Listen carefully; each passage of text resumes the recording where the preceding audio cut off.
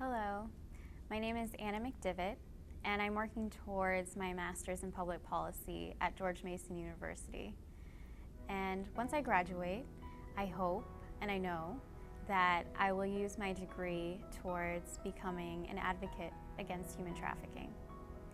And I don't know how I first heard about the issue, but I just remember feeling a combination of disgust and of anger.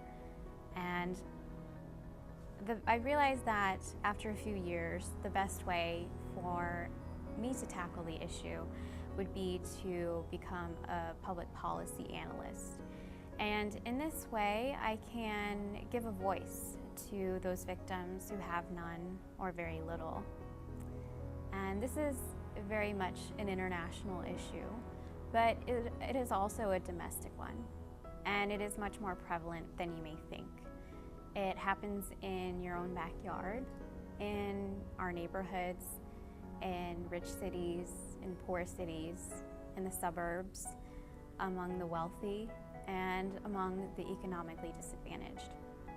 And it can happen in places that you wouldn't ordinarily expect, like truck stops, major sporting events, and even online. And conducting business online in this manner, it makes it easier and less risky for these traffickers involved. And it is very easy to fall prey to these traffickers. They entice their victims through promises of fame, of employment, of wealth, of relationships, and even of love. And of course, these traffickers have no intention of giving these things to their victims. Instead, they keep them from escaping by drugging them, by isolating, and by threatening them. And unfortunately, while this has been one of the oldest industries in the world, it is only coming to the surface in America now. And I think this can be attributed to the fact that there have been many recent films and documentaries released dedicated to the subject. And so now that we are becoming more aware of the issue, we really have no excuse to ignore it or to do nothing about it.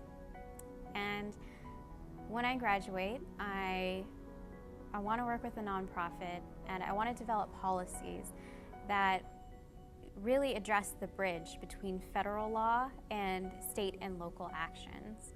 It's very easy to say, let's punish these traffickers, but it's very difficult to implement and arrest these individuals. And instead of punishing these pimps and these traffickers, the victims themselves are being arrested and are being criminalized. And they've already been through physical and emotional trauma. They don't need prosecution on their side. So I think that what really needs to be done, what's really at the heart of this, is that we need to stop the demand for it.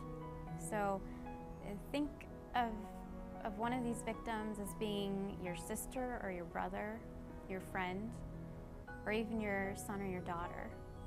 What would you do?